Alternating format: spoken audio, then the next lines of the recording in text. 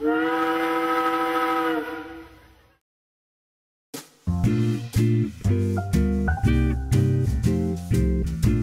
the boats you see in our fleet are built by our own company. We build the boats right on the dry dock. We start out with bare steel, and then we just form the whole boat and just with a handful of men, a well-qualified man. Even the Mohican is built on that dry dock in the earlier days, you know, 100 years ago, about 100 years ago. The boats need maintenance, and what we do is when we need maintenance on the boat, we bring them every so many times. We bring them out, you know, maybe every 3 years we bring them out, and then we maintain what need to be done on the bottom, and then we put them back in the water. Everything need to be built, rebuilt, and the same thing with the boats.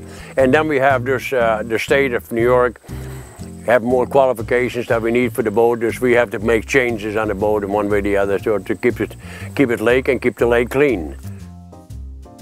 The first dry dock was built early to mid 1800s. On a foggy morning in July of 1927, one of our ships, the Sagamore, actually hit the big rock in the northern part of the lake.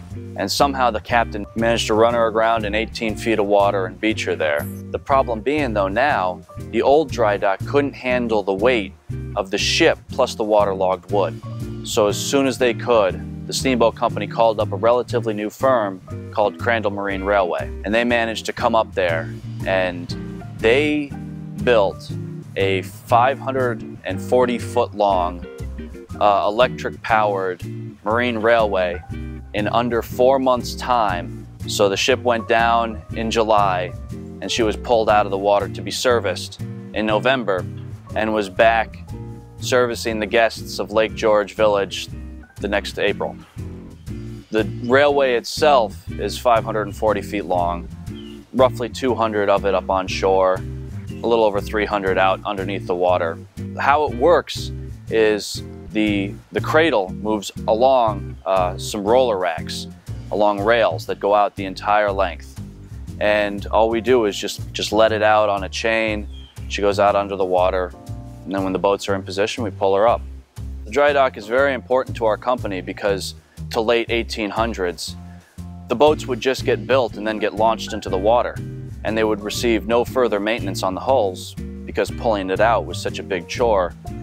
So their service lives were only about 20 to 30 years. But now with this new dock, we're able to service the boats as soon as we see a need. And the ability for us to pull the ships out of the water and repair the hulls as soon as we can. The Mohican's been around for 106 years now, so you can see the benefits to having that continual maintenance being done to the ships.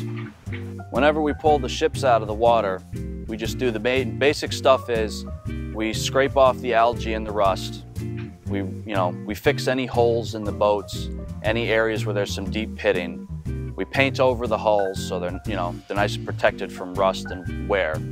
We paint the sides of the boats. We work on the props, the bearings, the shafts, and any other kind of service ports where water gets drawn into the engines from the bottom.